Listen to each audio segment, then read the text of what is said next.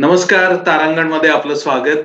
मी दरवेळीच वेगवेगळ्या सेलिब्रिटींशी बोलत असतो, पण आज एक खूप वेगळी सेलिब्रिटी माझ्या सोबत आहे. त्यांचं नाव आहे हर्षद पराशरे. हर्षदजी, सर्वप्रथम तुमचं तारांगणमध्ये स्वागत. Thank you so much. अगदी जर खरं सांगायचं तर हर्षद पराशरे या नावाशी माझा परिचय झाला तो काही दिवसांपूर्वीच माझा खूप जवळचा मित्र आणि प्रसिद्ध अभिनेता सुबोध भावेकडून. मी सुबोधला 5-6 दिवसांपूर्वी भेटलो होतो, कारण तो अमेरिकेच्या दौऱ्यावर निघाला होता. त्याचं अश्रूंची झाली फुले हे नाटक घेऊन.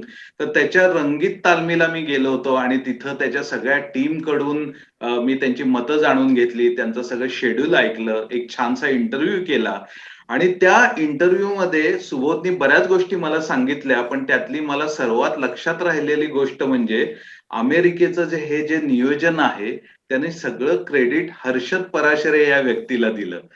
तर त्याच्या मुलाखतीमधून मला 2-3 वेळा हर्षद तुझं नाव माझ्या कानावर आलं.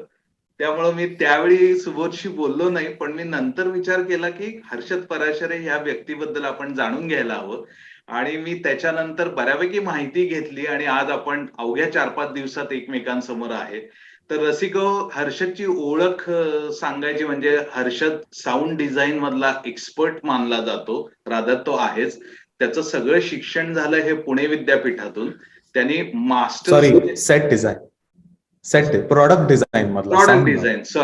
डिझाईन मधून त्यांनी त्याचं सगळं शिक्षण केलेलं आहे आणि त्यांनी मास्टर्स केलं इंग्लंडला जाऊन. तिथं तो सगळं पुढच्या गोष्टी शिकला आणि आज तो खूप छान पद्धतीने अमेरिका किंवा इतर देशांमध्ये त्याचं काम तर करतोच आहे, पण आज आपल्या तारांगण सोबत तो असण्यामागचं सर्वात महत्वाचं कारण म्हणजे त्याचं रंगभूमीवरचं प्रेम. तो मुळात स्वतः 2 दशकांपूर्वी आपल्या रंगभूमीशी जोडला होता. वेगवेगळ्या पद्धतीने काम केलं आणि आज अमेरिकेत त्यांनी खूप चांगल्या पद्धतीने आपलं मराठी नाटक तो तिथं पोहोचवतोय. बऱ्याच नाटकांचे त्यांनी तिथं छान प्रयोग आयोजित केलेले आहेत. काही मराठी सिनेमेही त्यांनी पोहोचवलेले आहेत. तर असं सगळं आज आपण हर्षद बरोबर बोलणार आहे. तर हर्षद, मी पुन्हा एकदा तुझं तारांगणमध्ये स्वागत करतो आणि आपण गप्पांना असं इथून सुरू करूया की साधारण 2 वर्षापूर्वी हा सगळा प्रयोग होणार होता. अश्रूंची झाले फुलेचा दौरा होणार होता, पण समहाऊ करोना आलं आणि सगळं जगच बदललं. तर तिथून खरं तर तुझा रोल सुरू झालेला आहे. तो म्हणजे कोविड सुरू झाल्यापासून आतापर्यंत कुठल्या कुठल्या गोष्टींमधून तू गेलास, तिथून आपण बोलूया. Over to. Absolutely. Thank you Mandar, thank you Tarangan. या गोष्टीची सुरुवात अश्रूंची झाली फुलेची खूप इंटरेस्टिंग आहे. 1 मे 2019 ला मला वाटतं यांनी रिलॉन्च केलंय प्रॉडक्ट. 1 मे ला माझा वाढदिवसही असतो आणि नाशिक मध्ये त्याचा इनॉग्युरल शो होणार होता. कानेटकर नाशिकचे असल्यामुळे आणि माझाही होमटाउन नाशिक. वर्ष आहे. That's right. Maybe it was destined to be like this. पण नाशिक माझं होमटाउन. मी लहानाचा मोठा नाशिक मध्ये झालो. I was born in Mumbai आणि डोंबिवलीमध्ये. हो का? बरोबर. So I was not sure, कारण तोपर्यंत 2019 पर्यंत मी इतकं मोठं प्रोडक्शन कधी हँडल केलं नव्हतं. 6 जणांचं प्रोडक्शन आम्ही आणि आमचे बाप, किंवा 9 जणांचं 10 जणांचं production Amar photo studio. That was my max capacity तोपर्यंत.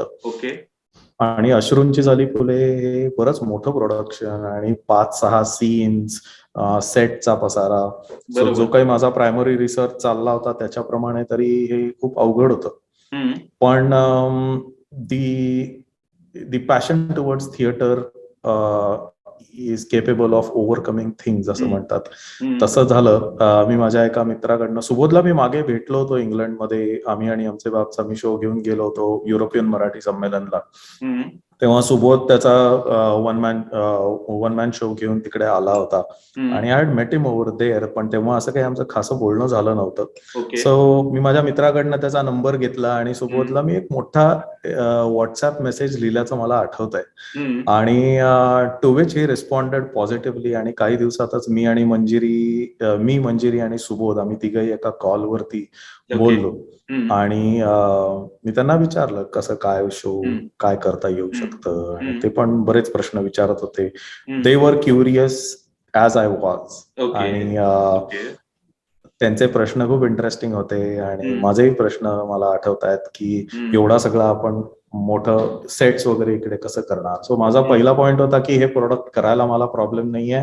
हावेवर जो बॉक्स सेट आपल्याकडे असतो, जो इंडियामध्ये सुद्धा अश्रूंची झाली फुलेला वापरला जातो, त्याचं अमेरिकनायझेशन करावं लागेल. म्हणजे थोडक्यात त्याचं सिम्प्लिफिकेशन अशा दृष्टीने करावं लागेल की माझ्याकडे कुठलीही बॅकस्टेजची लोक इकडे नाही आहेत, पण प्रत्येक सेंटरला 4-4 लोक आहेत जी हा सेट सोप्या पद्धतीने क्रिएट करू शकले पाहिजेत.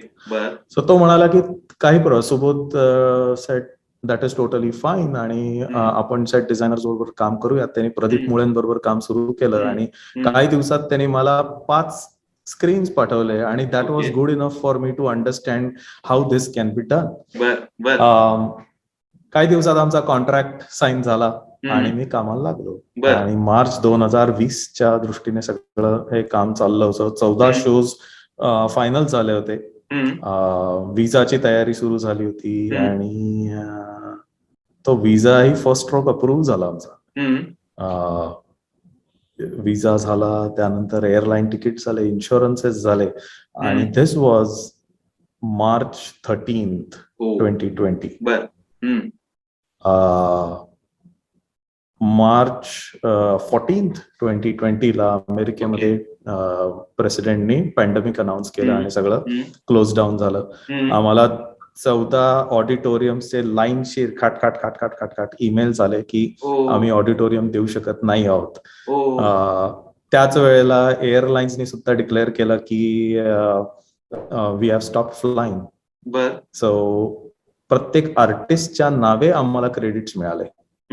म्हणजे काय तर सुबोध भावेचं जे तिकीट आहे, सुबोध भावेच्या नावेच आम्हाला क्रेडिट मिळालं. सो पुढच्या वेळेला दुसरं कोणी आर्टिस्ट येऊन चालणार नाही, सुबोध भावेंनीच यायला पाहिजे. असे हे 14 आर्टिस्टच्या नावे क्रेडिट्स मिळाले. तेवढे पैसे आमचे सगळे एअरलाईन्स कडे 2 वर्ष लॉक्ड होते. पण मला इथं तुला विचारायचंय की धडा ते जे काही सगळ्या ऑडिटोरियमचं कॅन्सलेशन आलं तर तुझ्या छातीत धस्स झालं असेल, कारण इतकं सगळं तुमची तयारी झाली होती, सुबोधची भारतातून तयारी झाली, तर तू सुबोधला कळवल्यानंतर काय तुमच्या दोघांचं बोलणं काय झालं होतं? अजूनही विचार केला की म्हणजे आठवण आली की अजूनही भरून येतं. मला अजूनही आठवत आहे, सगळी टीम गोव्यामध्ये होती आणि सुबोध मला वाटतं दुसऱ्या इंटरव्हल मध्ये बॅकस्टेजला होता जेव्हा मी त्याला फोन केला. त्याला मी म्हंटल जरा बोलायचंय. तो म्हणे काय झालं? म्हटलं आपल्याला टूर करता येणार नाहीये अशा अशा गोष्टींमुळे. तो म्हणे मला हे संपवू दे, मग मी सगळ्यांना एकत्र करतो आणि मग आपण बोलूयात. मग त्यांनी सगळ्या टीमला एकत्र केलं आणि मला कॉल केला आणि स्पीकरवरती मग मी सगळ्यांना सांगितलं की अशी अशी सिच्युएशन आहे, त्यामुळे आपण टूर करत नाही आहोत. आणि तिथे म्हणजे फार बोलण्यासारखं काही नव्हतं, कारण माझी सिच्युएशन थोडीशी आणखी त्रासदायक झालेली होती. अमर फोटो स्टुडिओचा तेव्हा दुसरा टूर सुरू होता अमेरिकेमध्ये. तो दुसऱ्या टूर मध्ये अमर फोटो स्टुडिओचे आमचे 14 शोज होते आणि 14 पैकी 3 शोज झाले होते. आता क्लोज डाऊन झालेलं आहे, त्यामुळे त्या टीमला इंडियाला मला परत पाठवायचे. त्याचे सगळे माझे फोन कॉल्स आणि या गोष्टी सुरू होत्या. त्यामुळे फक्त मार्च 2020 ते सप्टेंबर 2020 याच्यामध्ये अमेरिका आणि इंग्लंड या दोन्ही देशांमध्ये मिळून आपल्या कंपनीचे 53 शोज होते. ते 53 शोज सगळे तेव्हा कॅन्सल झाले होते. हा, त्यामुळे अश्रूंची झाली फुले हे जे ड्रीम आमचं मे 2019 मध्ये सुरू झालं, ते आत्ता होईल मग होईल, आत्ता होईल मग होईल, असं वाटलं की 2020च्या मार्च मध्ये पॅन्डेमिक अनाऊन्स झालंय, काय ते 2-4 महिन्याचं असेल सगळं आणि आपण नोव्हेंबर मध्ये परत करूयात. पण तो नोव्हेंबर कधीच आला नाही. मग 2021ही उलटून गेलं, मग आता कधी? आणि मग 2022 मध्ये आम्हाला थोडासा होप दिसायला लागला, मग आम्ही प्लॅनिंग सुरू केलं. सो जितकी एनर्जीने आम्ही काम करत होतो तितक्याच एनर्जीने रिस्पॉन्स हा खूप इम्पॉर्टंट असतो सुबोध आणि टीमचा, म्हणजे प्रोड्युसर्स आणि आर्टिस्ट टीमचा. तो खूप खूप मोटिवेटिंग होता. ओके. सो जितकी एनर्जी आणि जितकी इच्छा माझ्या टीमला होती तितकीच इच्छा प्रोड्युसर्स आणि एंटायर कास्टला होती, त्यामुळे खूप मजा आली पुढे काम करताना. ओके. पण तुझं आणि सुबोधचं मधल्या 2 वर्षांमध्ये फ्रिक्वेंटली डायलॉग सुरू होता या सगळ्या जे काही घडलं त्याच्याबद्दल आणि पुन्हा उभारी घेण्याबद्दल? ऍब्सोल्युटली.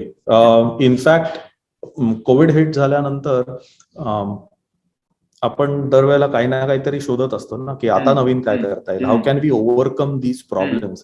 सो आम्ही ऑनलाईन शोज करायला लागलो आणि सगळ्यात पहिला ऑनलाईन शो आम्ही सुबोधचाच केला होता. सुबोधनी काही कथांचे अभिवाचन केले आणि मला वाटतं, if I am not wrong, Marathi अभिवाचन ऑनलाईन सेगमेंट मधला, ऑनलाईन लाईव्ह सेगमेंट मधला तो पहिला शो होता आणि त्याला जगभरातून साधारण 700 ते 750 लोक आले होते. आम्ही तो तिकीटेड शो केला. त्याच्यामधनं माझ्या कंपनीला 4 पैसे मिळाले, त्याच्यातनं आम्ही काही पैसे डोनेट केले आणि सुबोध आणि त्याच्या टीमला सुद्धा आम्ही काही पैसे इकडनं पाठवले. आणि त्यानंतर बरेच तसे ऑनलाईन शोज केले आम्ही. म्हणजे हसगत नावाचा शो, ज्याच्यामध्ये दिलीप प्रभावळकर, पुष्कर श्रोत्री, चंद्रकांत कुलकर्णींनी तो डिरेक्ट केला, योगिनी विजय वगैरे सगळेजण होते त्याच्यामध्ये. अजूनही अनेक शोज आम्ही ऑनलाईन सेगमेंटमध्ये केले. ऑनलाईन सेगमेंटने आम्हाला एक खूप इंटरेस्टिंग ऑपॉर्च्युनिटी प्रेझेंट केली, ती म्हणजे ज्या जगाच्या कोपऱ्यांमध्ये आम्ही कधी पोहोचलो नव्हतो तिथे आम्ही जाऊन पोहोचलो. सो नायजेरिया, स्वीडन या सगळ्या देशांमध्ये सुद्धा पोहोचलो. ओके. म्हणजे तिथली मराठी कम्युनिटी जोडली गेली सगळी या निमित्ताने? ऍब्सोल्युटली. आता आमच्याकडे जो डेटा आहे त्याच्यामध्ये अनेक देशांची लोक आहेत. आम्हाला म्हणजे उद्या जर का नायजेरियामध्ये किंवा युरोपामध्ये काही मराठी शोज करायचे झाले तर आम्हाला एक्झॅक्टली माहिती आहे की कुठल्या सेंटर्सना आम्ही करू शकतो जेणेकरून त्याला जास्तीत जास्त प्रतिसाद मिळू शकेल. Okay. But coming back to your question, या 2 वर्षामध्ये आम्ही सुबोध आणि त्याच्या पूर्ण प्रोड्युसर टीम, कास्ट टीम यांच्याशी कनेक्टेड होतो का? अगदीच. आमचा 14, 15, 17 जणांचा व्हॉट्सअपचा ग्रुप आहे, अश्रूंची झाली फुले, आणि त्याच्यावरती आम्ही कॉन्स्टंटली कनेक्टेड होतो. प्रत्येक जण नवीन नवीन काहीतरी शेअर करत होतं आणि काही जणांना तर मी आजपर्यंत भेटलोही नाहीये. बरोबर. मी सुबोधला भेटलोय, प्रतिमा कुलकर्णींना भेटलोय, मंजिरीला भेटलोय, शैलेश दातारला भेटलोय, पण सीमा, उमेश पासून त्यांना मी कधी भेटलोच नाही. ओके. पण मला आता तुला विचारायचं, हे तुम्ही सगळं म्हणजे करायचं मनात होतं, पण आता आपल्याला करायचंच आहे आणि त्या दृष्टीने ज्यावेळी तू प्लॅनिंग सुरू केलं त्यात काय काय हर्डल्स आले, नवीन कुठली अचानक चॅलेंजेस आली त्याच्याबद्दल सांग. सो हे पॅन्डेमिक नंतरचं नंतरच सांगतोय. म्हणजे आता आपण अगदी तुम्ही निर्णय घेतला की येस आपण आता पुन्हा एकदा ही टूर करतोय, तर म्हणजे तू तर मगाशी उल्लेख केलाच होता की तुम्हाला तो बेनिफिट मिळणार होता जो गेल्या वेळी झाला नव्हता तुमचा शो. पण अचानक काय नवीन गोष्टी घडल्या आणि काहीतरी नवीनच गोष्टींना तुम्हाला सामोरं जावं लागलं आणि त्याच्यातून तुम्ही मार्ग काढला. खूपच मजा चालली होती. माझ्या आणि प्रोड्युसर्स मध्ये नवीन कॉन्ट्रॅक्ट फायनल झाला. सगळे इकडचे ऑर्गनायझर्स पण तयार झाले. आम्ही 2 बिझनेस मॉडेल्स मध्ये काम करतो, एक आहे B2C आणि दुसरं आहे B2B. B2B मध्ये आम्ही कॉन्ट्रॅक्ट शोज दुसऱ्या कंपनीला देतो त्या शहरांमध्ये शो करण्यासाठी, किंवा B2C जिथे आम्ही शो नाही विकत, जिथे आम्ही तिकीट विकतो. ओके. सो जिथे आम्ही तिकीट विकत होतो तिथे तर आम्हाला ऑडिटोरियम बुक करणं हे होतं, आणि जिथे जिथे आम्ही शो विकला होता त्या ऑर्गनायझर्सना ऑडिटोरियम बुक करणं. हम्म. Y I am talking about auditoriums is because तोपर्यंत ऑडिटोरियम्सनी अमेरिकेमध्ये शो ओपनच केले नव्हते. सो बर auditoriums had not started taking the booking for show. Okay बर ओके. तर त्यांना ते कन्व्हिन्स करणं, त्यांना ते एक्सेप्शन क्रिएट करून देणं की आम्ही हा इंटरनॅशनल शो अमेरिकेमध्ये आणतो आहोत, त्यासाठी तुम्ही आम्हाला हे उपलब्ध करून द्या. ओके. त्यांचं म्हणणं होतं तोपर्यंत जर का ओपन झालं नाही तर काय. सो ती रिस्क आम्हाला घेणं होतं. त्यासाठी वेगवेगळ्या प्रकारचे इन्शुरन्सेस करणं हे आमची जबाबदारी होती. इन्शुरन्स कंपन्या म्हणाल्या की आम्ही पॅन्डेमिक कव्हर करत नाही. ओके. सो मग how to overcome that problem, how to nullify that risk. हे सगळं झालं. विजाला अप्लाय केलं. विजा पिटिशन आमचं खूपच छान अप्रूव्ह झालं. फर्स्ट स्ट्रोक म्हणजे सेकंड टाइम सुद्धा फर्स्ट स्ट्रोक विजा पिटिशन अप्रूव्ह झालं. आणि प्रोसेस अशी असते की पहिले एम्प्लॉयर कंपनी म्हणजे इकडची आमची कंपनी पिटिशन अप्रुव्हलला टाकते. ते पिटिशन अप्रूव्ह झाल्यानंतर ते पिटिशन घेऊन सगळ्या क्रूला मुंबई कॉन्सुलेट किंवा दिल्ली कॉन्सुलेट, अमेरिकेचं जे कॉन्सुलेट असतं तिथे इंटरव्ह्यूला जावं लागतं. बरोबर. सगळ्यात मजा अशी झाली की या सगळ्या कॉन्सुलेट्सनी इंटरव्ह्यू स्लॉट्सच ओपन केले नव्हते. ओके. आता तुम्ही पासपोर्ट वरती विजा स्टॅम्प करून घेणार कसा? खूपच मोठा प्रश्न होता तो. ते जे 3 दिवस होते ते 3 दिवस मला वाटतं मी फक्त स्वतःशीच बोलत होतो की काय करू शकतो. Okay. There are some processes that we follow. त्या प्रोसेसेस मी इथे सांगू शकत नाही, थोड्या त्या ट्रेड सिक्रेट मध्ये मोडतील. बरोबर. पण त्याच्यावरती सगळा प्रयत्न चालला होता. तो प्रयत्न सुरू असताना प्रचंड पॉझिटिव्ह रिस्पॉन्स मिळत होता ज्यांच्याकडे आम्ही तो प्रयत्न करत होतो. आणि दुसरी गोष्ट, लिंक्डइन वरती एका लॉयरनी पोस्ट टाकली की USCIS ड्रॉपबॉक्स फॅसिलिटी सुरू करत आहे for certain categories of visa. Okay. Certain categories of visa जेव्हा मी वाचल्या त्याच्यामध्ये सगळ्या नॉन इमिग्रंट वर्क परमिट या कॅटेगरीमध्ये जाणाऱ्या होत्या. आणि त्याच्यामध्ये टिपिकली H1, L1 या असतात. आणि त्याच्यातलं शेवटचं नाव होतं P3. So P3 is for performing artist. बरोबर. सो ते फक्त आम्ही वाचलं सो हे झालं थँक्सगिव्हिंग आणि क्रिसमसच्या मध्ये हे झालं. आणि मग त्यानंतर सगळे कॉन्सुलेट्स आणि आमच्याकडचं अमेरिका सगळं क्रिसमस मध्ये घरी मज्जा करायला जातं, त्यामुळे बंद असतं सगळं. So in the month of January when everything opened up, दररोज आम्ही USCISच्या वेबसाईट वरती जाऊन चेक करत होतो काय चाललंय. सगळ्या लॉयर्सना कामाला लावलं की तुम्ही चेक करा. आणि सगळ्यांनी आम्हाला सांगितलं की थोडे दिवस थांब, प्रोसेस रिअलाइन होतीये आणि प्रोसेस डिक्लेअर होईल लवकरच. ती प्रोसेस ज्या दिवशी डिक्लेअर झाली त्याच्यामध्ये जे क्वालिफाईंग क्रायटेरिया होते, we understood, we qualify, no problem. आणि मग क्वालिफाय तर झालोय, पण त्यांनी ओपन कुठे केलंय? ड्रॉपबॉक्सची सुद्धा अपॉइंटमेंट लागते, ती कुठे ओपन केली आहे? तो जानेवारी मिड मध्ये का फेब्रुवारी मध्ये ती अपॉइंटमेंट ओपन झाली. आणि मी आणि माझा जो इंडियातला हे विजाचं सगळं मॅनेज करणारा मॅनेजर आहे समित चव्हाण, आम्ही दोघंही म्हणजे तो त्याच्या रात्री बेरात्री, मी माझ्या रात्री बेरात्री आम्ही चेक करत असायचो. आणि एक दिवस पहाटे 3:30 वाजता मी जेव्हा जागा होतो तेव्हा मला ती 400 जणांची दिल्लीची अपॉइंटमेंट अवेलेबल दिसली.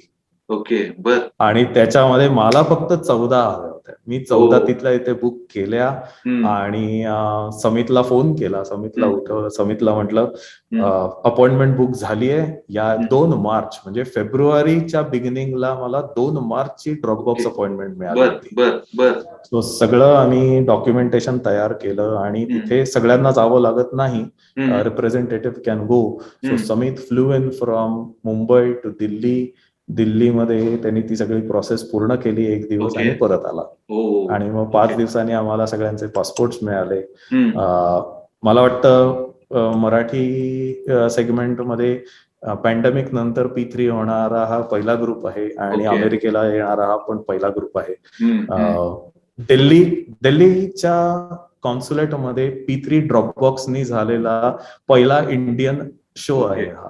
ओके. सो दिल्लीत जेव्हा समित सगळं सबमिट करायला गेला तो म्हणाला, तो तिथला मॅन म्हणाला, हे P3 काय असतं, वेगळीच कॅटेगरी दिसते, कारण ते कॉन्सुलेटचं ऑफिस नसतं, ते VFSचं ऑफिस असतं. म्हणे पहिलं P3 आहे. So we were really happy की आपण पहिलं P3 करतो आहोत. So all through challenges the end has been happy. Harshad, ही केवढी छान आणि इंटरेस्टिंग माहिती दिली आहे. म्हणजे आम्हाला, म्हणजे मी सर्वसामान्य लोकांचंच प्रतिनिधित्व करतो, त्यामुळे तुझी ही माहिती फार मोलाची आहे. म्हणजे आपल्याला फक्त नाटक किंवा परफॉर्मन्स दिसतात, पण त्याच्या मागं काम करणारी जी टीम असती ती खूप अपवादानं पाहायला मिळते. पण तू ही खूप छान पद्धतीने प्रोसेस उलगडून दाखवली. तर सर्वप्रथम मी त्यासाठी तुझे आभार मानतो. आणि आपण आता परत पुढे जाऊया की तू आता सांगितलंस त्याप्रमाणे सगळं व्हिसा, पासपोर्ट हे सगळं तुम्ही मार्गी लावलं. आता प्रश्न होता की अमेरिकेतल्या आयोजनाचा. तर 15 प्रयोग वेगवेगळ्या शहरांमध्ये करण्याचं तुम्ही आव्हान स्वीकारलं. तर ही जी शहरं निवडली किंवा तारखा निवडल्या, त्याच्यासाठी तुम्ही काही रिसर्च केला होता का? म्हणजे काय लोकांच्या डिमांडनुसार हे तुम्ही अरेंज केलं का काय? त्यामागचं थॉट काय होता? ऍब्सोल्युटली. सो सगळ्यात पहिले आम्ही काय करतो की तारखा निवडताना कुठलाही लॉंग विकेंड वगैरे मध्ये येत नाहीये ना, याची आम्ही काळजी घेतो. कारण लॉंग विकेंड म्हटल्यानंतर अमेरिकेमध्ये सगळ्यांचे फॅमिली बरोबर कुठे ना कुठे जायचे प्लॅन्स असतात. 2 वर्ष कोणी बाहेर पडलेलं नाहीये आणि आता जाणार, हे साहजिकच आहे. पण दरवेळेलाच ते टाळता येतं असं नाही. सो आम्ही त्या लोकेशन्सच्या तारखा आम्ही लिहितो आणि मग तिथल्या ऑर्गनायझर्सना आम्ही कॉन्टॅक्ट करायला लागतो. काही सेंटर्स आम्हाला माहिती असतात की आम्हालाच तिथे शो करायचे आहेत. सो आमचे तिथे ठरलेले मित्रमंडळी, तिथले पार्टनर्स आमचे आहेत. जसं बे एरियामध्ये कला बरोबर आम्ही काम करतो बऱ्याच वेळा, किंवा तिथल्या अनेक इतर संस्था आहेत ज्यांच्याबरोबर आम्ही काम करतो. किंवा न्यू जर्सीमध्ये हे गोल्डन आय प्रोडक्शन आणि गेरुआ प्रोडक्शनचं आहे. माझे मित्र मनोज शहाणे आणि अतुल आठवले तिकडे खूप छान काम करतात. सो त्यांच्याबरोबर आम्ही काम करतो. सो आमचा पहिला प्रयत्न हा नेहमीच असतो की तिकडच्या लोकल ऑर्गनायझर्स बरोबर काम करायचं, ज्याच्याने लोकल कनेक्ट खूप छान असतो शो साठी. त्याचा उपयोग not only, it doesn't help only in the sales but efficient organization as well.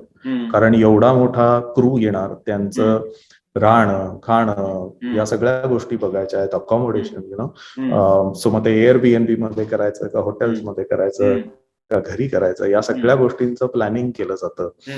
So हे सगळं करत असताना त्यांचं ट्रॅव्हल हे सोपं असावं म्हणून मग east coast, west coast, middle हे असे झोन आम्ही बनवतो. सो जेणेकरून इकडून तिकडे असं जावं लागत नाही. कारण अमेरिकेमध्ये जर का ऍब्सोल्युटली.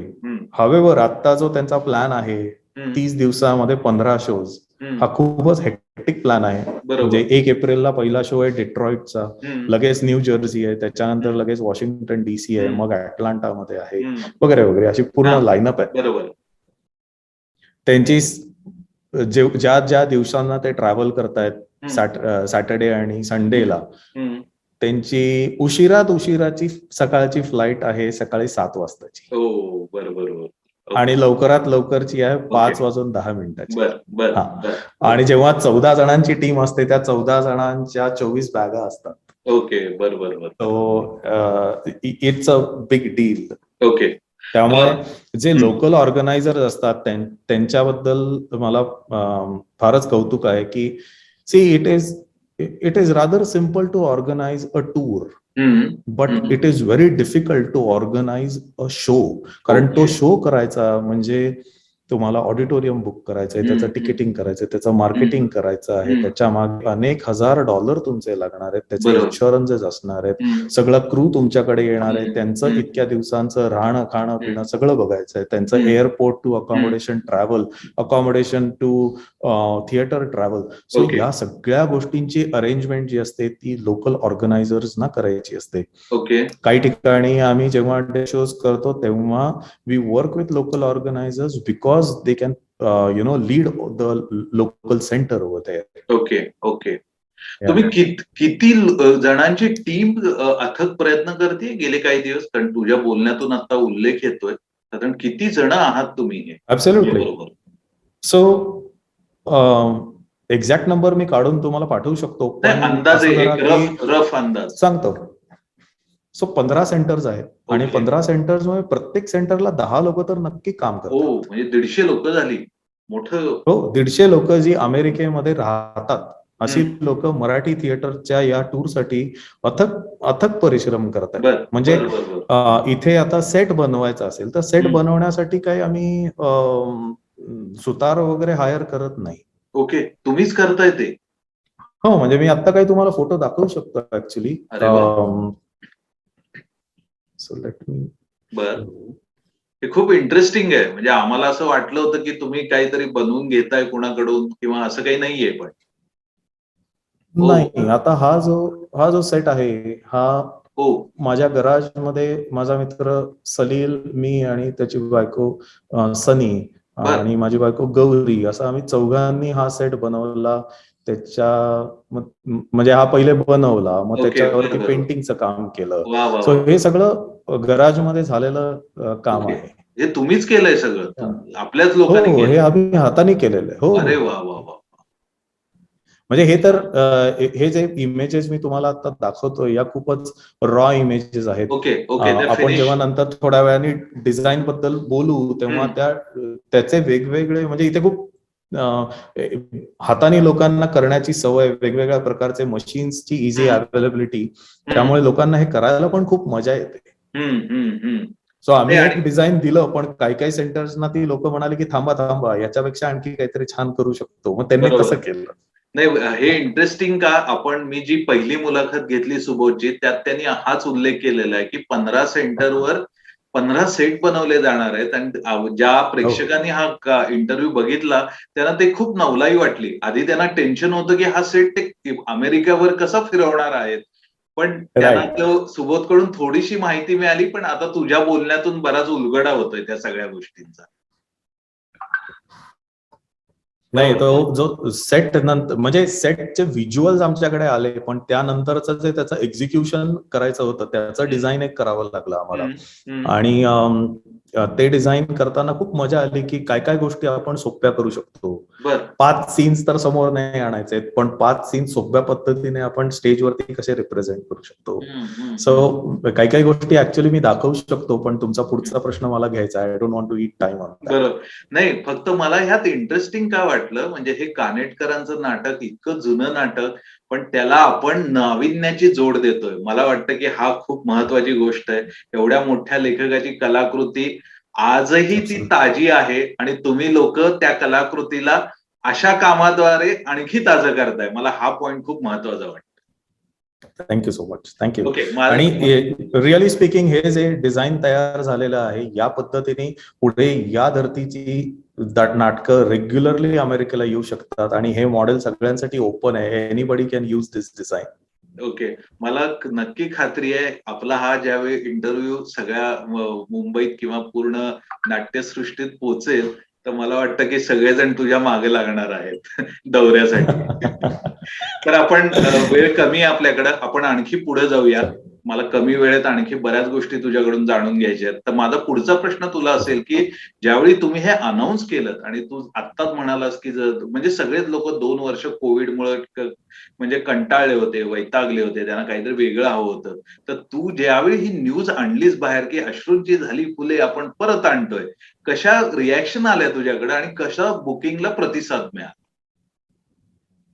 ऍब्सोल्युटली. सगळ्यात पहिले तर ऑर्गनायझर्स खूपच खुश झाले, कारण अमेरिकेमध्ये पॅन्डेमिक बऱ्यापैकी लवकर, म्हणजे इतर जगातल्या इतर भागांपेक्षा America kind of moved ahead pretty quickly.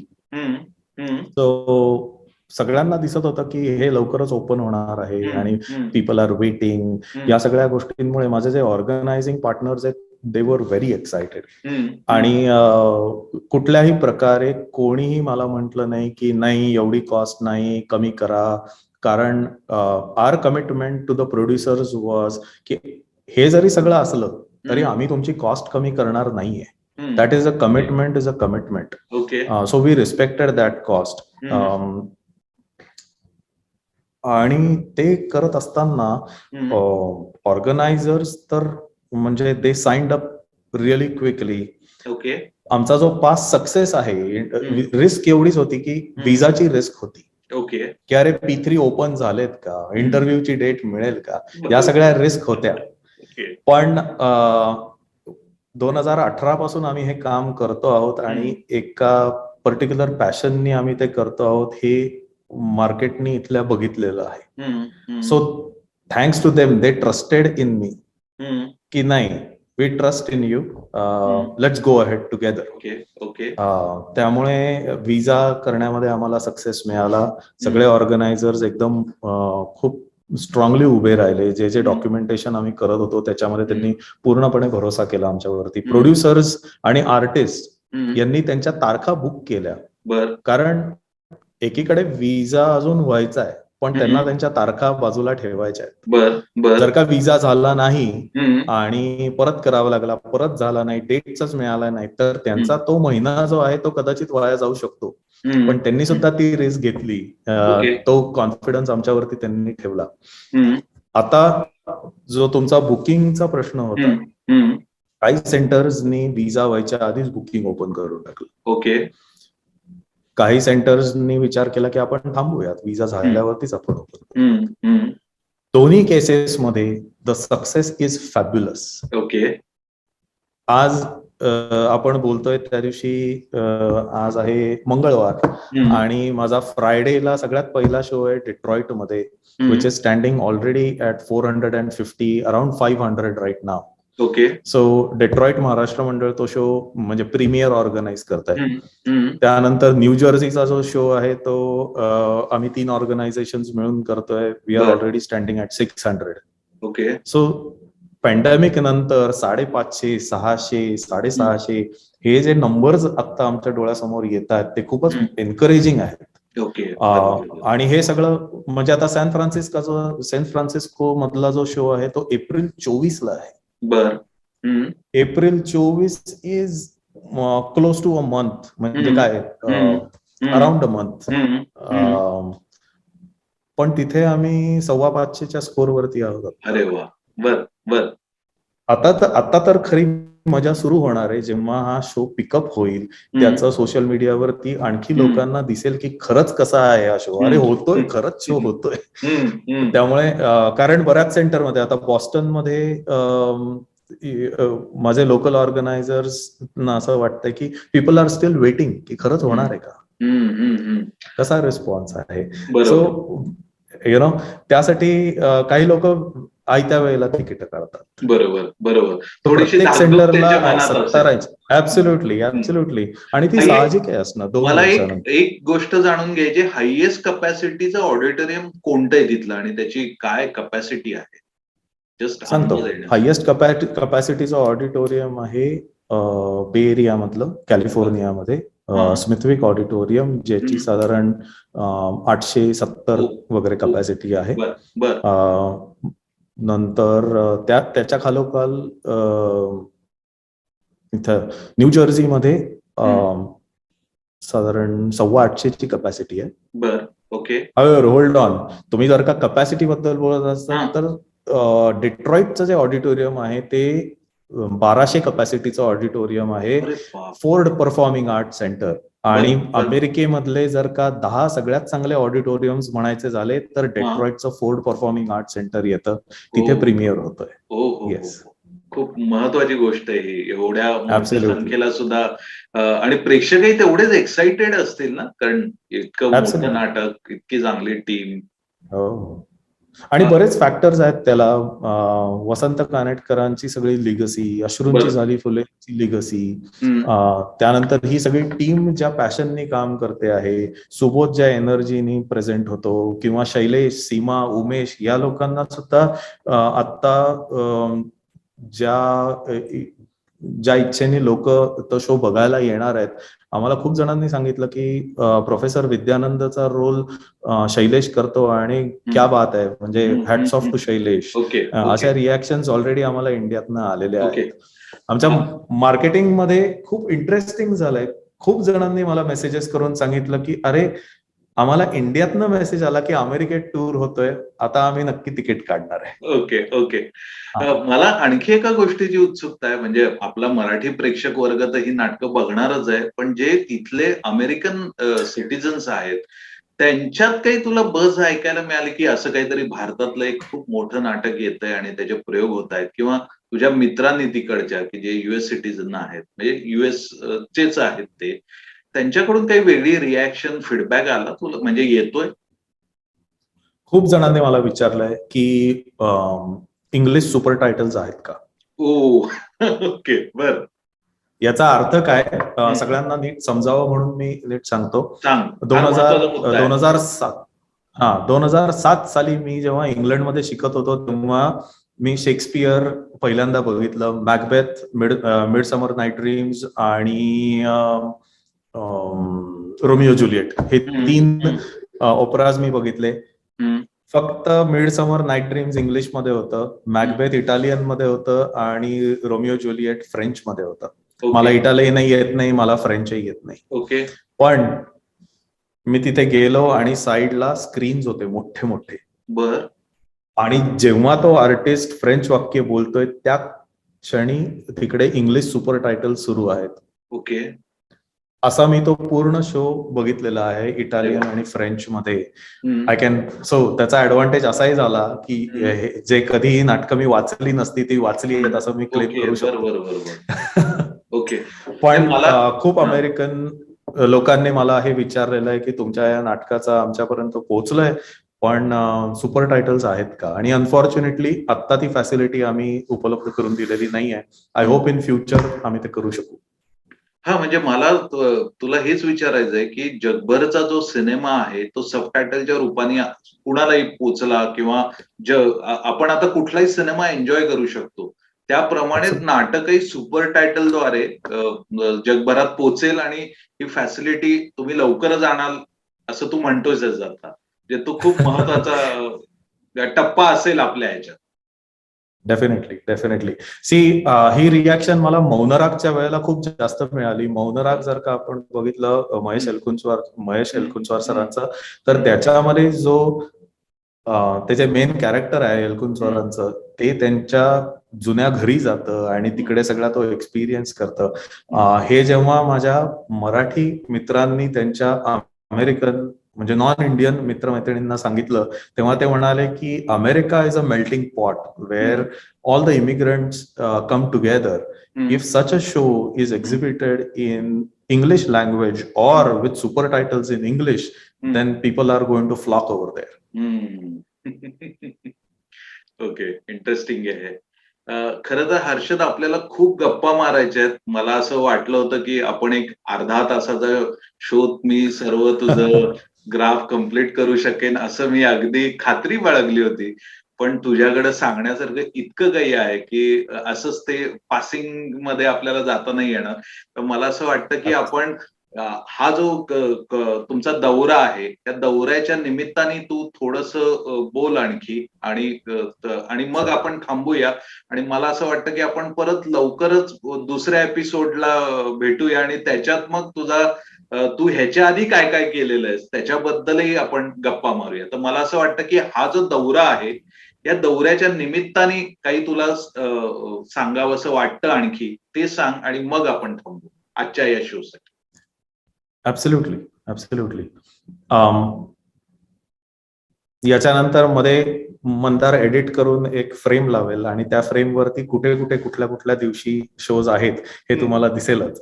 पण सगळ्या आर्टिस्ट तर्फे आणि माझ्या टीम तर्फे आणि सगळे ऑर्गनायझर्स 14 लोकेशन्सचे 15 लोकेशन्सचे ऑर्गनायझर्स जवळजवळ 200 लोकांच्या वतीने मी विनंती करतो की सगळ्यांनी शोला या.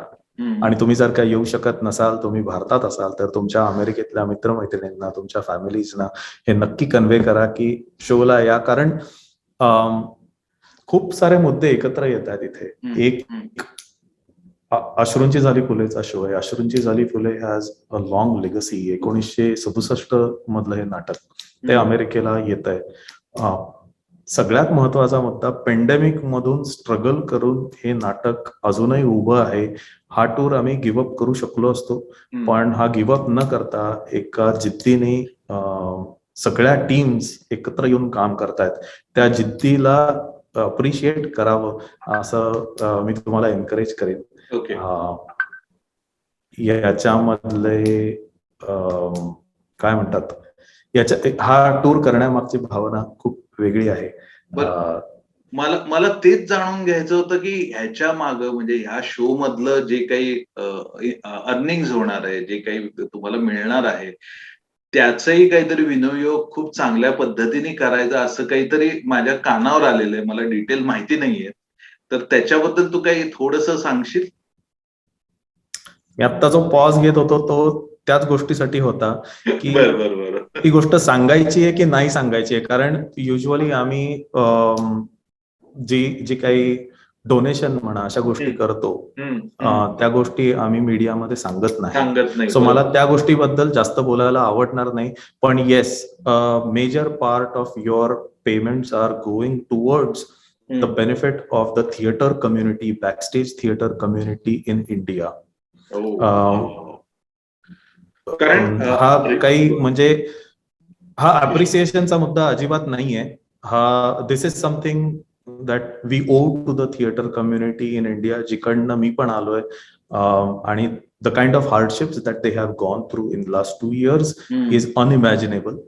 आम्ही 1-2 शोज ऑनलाईन सेगमेंट मध्ये केले, त्याच्यामधनं काही किरकोळ कॉन्ट्रीब्युशन आम्हाला करता आलं. पण या शोच्या, या टूरच्या निमित्ताने आणखी काही करण्याचं आमचं प्रोव्हिजन आहे. सो तुमची साथ आम्हाला त्याच्यामध्ये नक्कीच लागेल. अगदी. मला हा खरंच खूप नोबल कॉज वाटतो हर्षद, कारण 2 वर्षापूर्वी जे काही घडलं मराठी रंगभूमी, इतक्या वर्ष पत्रकार, समीक्षक या नात्याने मी जे काही लोकांना ओळखतो, खूप स्ट्रगल करावा लागलं या सगळ्या काळात. आणि खूप आपल्याकडे कलाकारही खूप लोक चांगले आहेत, त्यांनी मदत केल्यामुळेच आज आपण सगळे सर्व्हाइव्ह झालोय आणि ह्या स्टेजला येऊन पोहोचलेलोय. त्यामुळे मला वाटतं की खूप चांगलं काम करताय. फक्त मला असं वाटतं की हा शो आपण संपवण्यापूर्वी मला एक तुला विचारायचं असं आहे की ह्या सगळ्या तुमच्या दौऱ्याबद्दल भारतात सुद्धा आता बज निर्माण झालेली आहे. तर त्यांना तुमच्या सगळ्या घडामोडी जाणून घ्यायला कुठली अशी तुम्ही जागा देताय, किंवा आम्हाला हे कळणार कुठून आहे हे सगळं, की तुम्ही तिकडे काय काय धमाल केली आहे, काय काय घडलंय तिकडं, ह्याच्यासाठी कुठली विंडो तुम्ही काही ओपन करून देताय का? आमंत्रण आहे आमचं खुलं, या इकडे शो बघायला. ते जर का शक्य नसेल तर आम्हाला सोशल मीडियावरती फॉलो करा.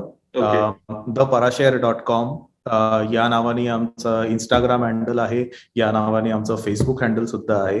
आणि आमच्या वेबसाईटवर जर का तुम्ही गेलात, theparashare.com या वेबसाईटवर गेलात, तर तिकडनं तुम्ही आम्हाला डायरेक्टली आमच्या कंपनीच्या व्हॉट्सअप नंबरवरती सुद्धा मेसेज करू शकता आणि या लिंक्स आम्ही तुम्हाला प्रोव्हाइड करू शकतो. पण essentially please do follow us on social media, कारण that's where all the action is getting cascaded. सगळ्या आर्टिस्टना फॉलो करा. सुबोध, शैलेश, सीमा, उमेश आणि इतर माझे सगळे सॉलिड 10 आर्टिस्ट आहेत. ते तितक्याच ताकदीचे आहेत. सॉलिड स्वप्न आहेत त्यांच्या सगळ्यांच्या डोळ्यामध्ये.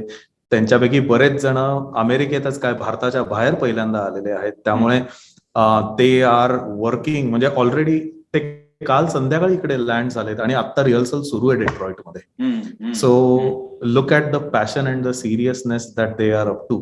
त्यामुळे या सगळ्या विंडोज ओपन आहेत आमची सगळी मजा अनुभवण्यासाठी. अगदी. आणि हर्षद, तू इतर विंडो कशा ओपन झाल्यात ते तर सांगतोच आहे, पण मलाही सांगताना इथं आनंद असा होतोय की आपण तारांगणची सुद्धा विंडो तुमच्यासाठी ओपन केलेली आहे. त्यामुळे 100% आय कॅनॉट मिस दॅट. त्यामुळं तारांगणच्या फेसबुक आणि पेजवर, युट्यूब चॅनलवरही मी नक्की तुमच्या घडामोडी सगळ्या पोहोचवणार आहे आणि तुमचं हे जे काही चांगलं काम आहे ते सगळ्यांपर्यंत जाईल. तर मला असं वाटतं की तू इतका वेळ दिलास तुझ्या ह्या सगळ्या धकाधकीच्या शेड्यूल मधून, प्लॅनिंग मधून, तर मी सर्वप्रथम तुझे आभार मानतो. आणि जो अख्खा महिनाभर तुमचा चालणार आहे त्याच्यासाठी तारांगण तर्फे, माझ्यातर्फे आणि भारतातल्या सर्व नाट्यरसिकांतर्फे तुम्हाला खूप खूप शुभेच्छा देतो. Thank you so much. आणि अजून एक जाता जाता महत्वाचा मुद्दा सांगायचा आहे. हा एक पूर्णपणे नो स्पॉन्सर टूर आहे. एकही स्पॉन्सर याच्यामध्ये इन्व्हॉल्ड नाहीये. सगळे सेंटर्स, काही सेंटर्सला छोटे छोटे स्पॉन्सर्स आहेत, पण पूर्ण टूर लेवलवरती there is no sponsor and we are extremely proud of that. त्यामुळे जे काही सगळं आहे ते प्रत्येक सेंटरला तितके ऑडियन्स येतील ह्या सगळ्या भरोश्यावरती, आणि तो भरोसा आमचा ट्रू ठरतोय. सगळ्या लोकेशन्सना ऑडियन्सची खूप. मी तुला हर्षद, तू जे आता शेवटी जे सांगितलं, तर तुझ्या ह्या सगळ्या बोलण्यातून मला बालगंधर्व आठवले. कारण बालगंधर्व रसिक प्रेक्षकांना मायबाप प्रेक्षक म्हणायचे. कारण त्यांच्या दृष्टीने सर्वात मोठं जर कोण असेल रंगभूमीसाठी तर मायबाप प्रेक्षक. त्यामुळे तुझ्याही बोलण्यात आता तोच उल्लेख आलाय की स्पॉन्सर विन्सर न घेताय केवळ रसिकांच्या प्रेमामुळे तुम्ही हे एवढं सगळं शिवधनुष्य उचललेलं आहे, ते पेललेलंही आहे. त्यामुळं खूप मजा येणार आहे पुढच्या महिनाभर. तर मी परत एकदा तुला धन्यवाद देतो, तुझे आभार मानतो, आणि आपण पुन्हा एकदा भेटू आणि बोलू. धन्यवाद. Thank you so much. Mandar, Tarangan, thank you. Thank you. आणि शोला नक्की या. Bye bye. थँक्यू. बाय.